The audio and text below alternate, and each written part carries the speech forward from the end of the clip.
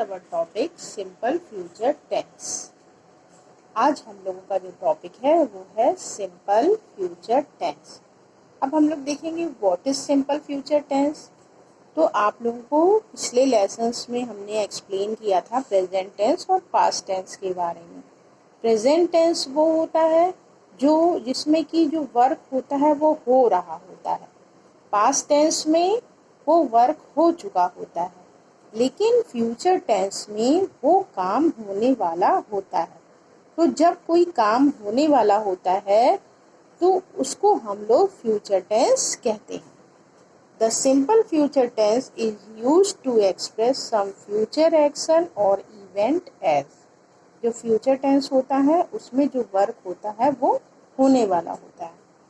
जैसे आई शैल go to Lucknow tomorrow. मैं कल लखनऊ जाऊंगा। इसमें कंफर्म है कि वो कल लखनऊ जाएगा। ना तो वो पहले जा चुका है ना जा रहा है, बल्कि वो कह रहा है कि मैं जो है वो लखनऊ कल जाऊंगा।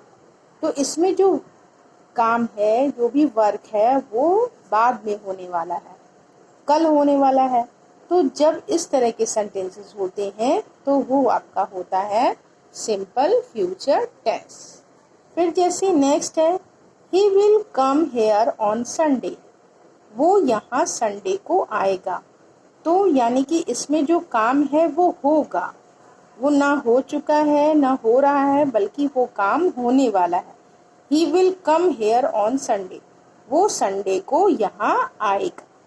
ठीक है। तो इस तरह से जो वर्क हो रहा होता है वो प्रेजेंट टेंस होता है, जो हो चुका होता है वो पास्ट टेंस होता है, लेकिन जो काम होने वाला होता है उसे हम लोग फ्यूचर टेंस कहते हैं। फिर फर्स्ट पर्सन सिंगुलर और प्लूरल।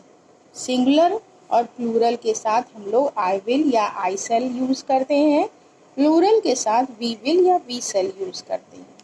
आई और वी के साथ हम लोग शैल तब यूज करते हैं जब कि बहुत ज़्यादा हमें उस पर फोकस करना होता है, उस सेंटेंस पे, या उसे बहुत ज़्यादा ही इम्पोर्टेंस देनी होती है। ठीक है। जैसे फर्स्ट एग्जाम्पल में दिया है आई शैल सी यू इन लंदन। मैं तुम्हें लंदन में देखूंगा या तुमसे मिलूंगा। तो उसमें ये है कि वो चीज़ काफ़ी उसने जोर दे के कहा कि मैं तुमसे लंदन में मिलूंगा। तो इसमें आई के साथ शैल का यूज किया गया है।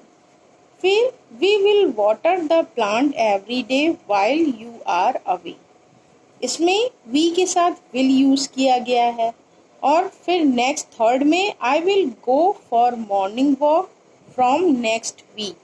इसमें आई के साथ विल यूज किया है क्योंकि इसमें जो वर्क है उसमें कोई भी इम्पोर्टेंस टाइम या डेट नहीं दी हुई या कोई प्लेस नहीं दिया हुआ है।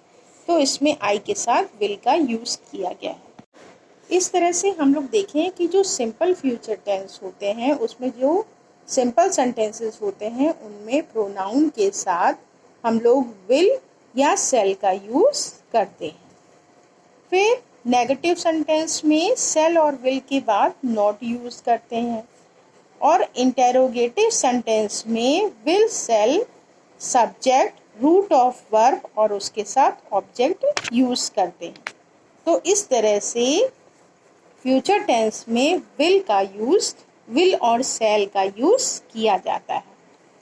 उसमें सेकंड और third person he see it they के साथ फ्यूचर टेंस में विल का ही यूज करते हैं। Now start exercise 1। Fill in the blanks with simple future tense of the verb given in brackets. इसमें वर्ब ब्रैकेट्स में दिए हुए हैं, उनके साथ आपको सिंपल फ्यूचर टेंस बनाना है। I shall meet you at the station tomorrow. All of us will get our exam result in May. The train will be late by an hour. We will miss our friends when the holidays are over. This sari will suit you better than that. Okay. Now start exercise 2. Rewrite the following sentences in both first negative and second interrogative forms. Plant will die without water. अब इसको पहले हम लोग negative में change करेंगे. Negative में change करने के लिए हम लोग विल के बाद नॉट यूज करेंगे, तो हो जाएगा plant will not die without water. Interrogative में चेंज करने के लिए विल को हम लोग प्लांट के पहले लिख देंगे, तो हो जाएगा will plant die without water और क्वेश्चन मार्क यूज करेंगे. फिर सेकंड वाली एक्सरसाइज में we shall come and play again tomorrow. इसको नेगेटिव में चेंज करने के लिए शैल के बाद नॉट यूज करेंगे. We shall not come and play again tomorrow. और इसको इंटेरोगेटिव में चेंज करने के लिए शैल को वी से पहले यूज करेंगे. Shall we come and play again tomorrow. फिर third, she will be able to finish her work by next week. इसको नेगेटिव में चेंज करने के लिए will के बाद not यूज करेंगे. she will not be able to finish her work by next week. इसको इंटेरोगेटिव में चेंज करने के लिए will she be able to finish her work by next week और क्वेश्चन मार्क यूज कर देंगे. फिर fourth, they will be back for dinner.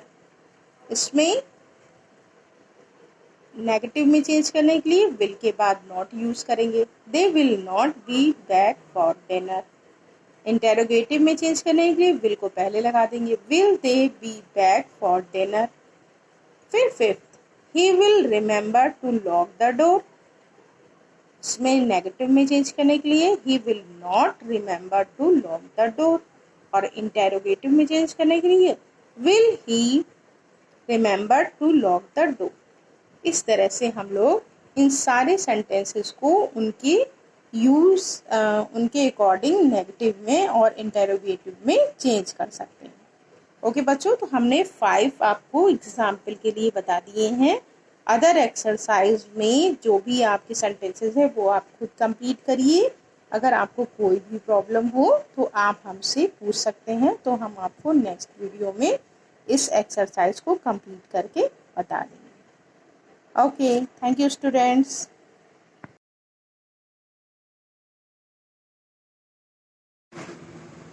Okay students, our new topic the present, past and future continuous tenses. अभी तक हम लोगों ने simple present, simple past और सिंपल फ्यूचर टेंस के बारे में पढ़ा है. अब हम लोग प्रेजेंट, पास्ट और फ्यूचर कॉन्टिन्यूअस टेंसेस के बारे में पढ़ेंगे. प्रेजेंट कॉन्टिन्यूअस टेंस में सब्जेक्ट के साथ इज एम आर यूज करते हैं और उसके बाद जो ऑब्जेक्ट्स होते हैं उनमें आई एन जी का यूज करके हम लोग सेंटेंस को कंप्लीट करते हैं. उसी तरह से पास्ट कॉन्टिन्यूअस टेंस में सब्जेक्ट के बाद वॉज वर और फिर ऑब्जेक्ट में आई एन जी यूज करके हम लोग उस सेंटेंस को कंप्लीट करते हैं.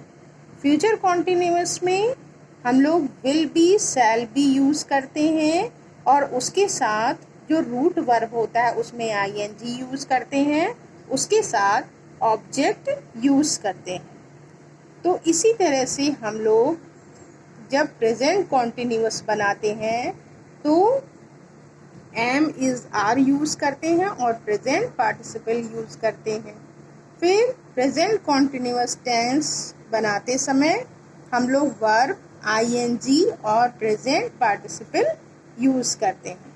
ठीक है, जैसे एग्जाम्पल के लिए I am reading, you are playing, she is dancing, they are writing. Past continuous tense में वॉज वर्ब और प्रेजेंट पार्टिसिपल यूज करते हैं. I was playing, they were reading, she was dancing. Future continuous tense में you form future continuous tense like this: shall, be, present participle. तो इसमें shall के साथ B use करते हैं, उसके बाद प्रेजेंट पार्टिसिपल यूज़ करते हैं। एग्जाम्पल के लिए हम लोग देख सकते हैं, I shall be participating in the show, he will be waiting for you at the gate, the new supermarket will be opening soon. Continuous tenses in negative sentences or interrogative sentences. Present continuous tenses बनाते समय हम लोग जब negative sentences बनाते हैं तो उसमें subject के साथ जो भी हेल्पिंग वर्ब होते हैं इज, एम, आर, फिर उसके साथ नॉट यूज करते हैं। रूट वर्ब में आईएनजी लगाते हैं और उसके साथ ऑब्जेक्ट यूज करते हैं, जैसे you are not reading this book now. फिर इंटेरोगेटिव सेंटेंसेस बनाते वक्त हम लोग जिस तरह की डिमांड होती है सेंटेंस की उस तरह से इंटेरोगेटिव सेंटेंसेस को बनाते हैं।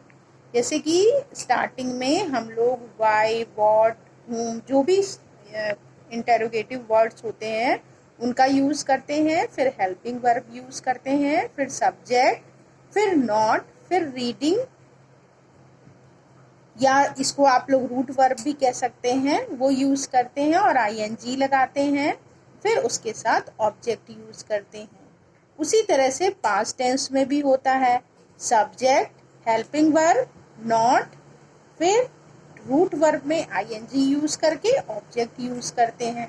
उस तरह से इंटेरोगेटिव सेंटेंसेस में भी जो इंटेरोगेटिव या क्वेश्चन वाले जो वर्ड्स होते हैं उनका यूज करके हेल्पिंग वर्ब, सब्जेक्ट, नॉट, उसके बाद आपका जो भी वो रहता है रूट वर्ब, उसके साथ आईएनजी यूज करते हैं, उसके साथ ऑब्जेक्ट यूज करते हैं।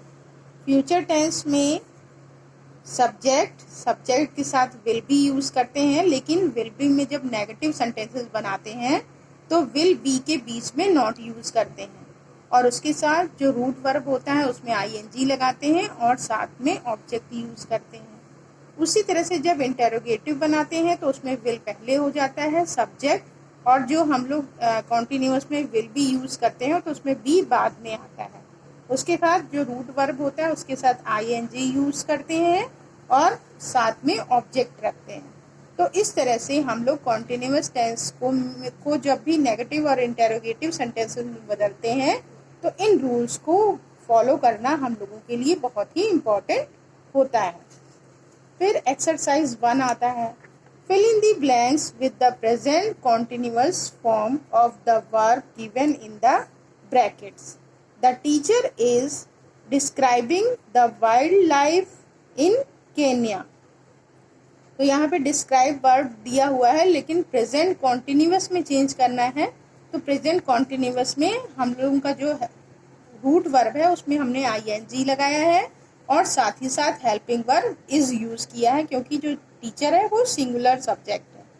तो इस तरह से नेक्स्ट वाला, the weather is improving day by day now, they are meeting their friends in a club today, the movie is beginning at 4:40, who is making the sweet dish for the party, Manohar is teaching everything about fishing to his brother, my English is improving every day, they are going to a movie with their families on the coming Saturday, I am thinking of selling my car, this train is leaving at the right time. फिर next exercise, fill in the blanks with past continuous tenses of the verb given in brackets. Mother was cleaning the kitchen and father was reading a newspaper.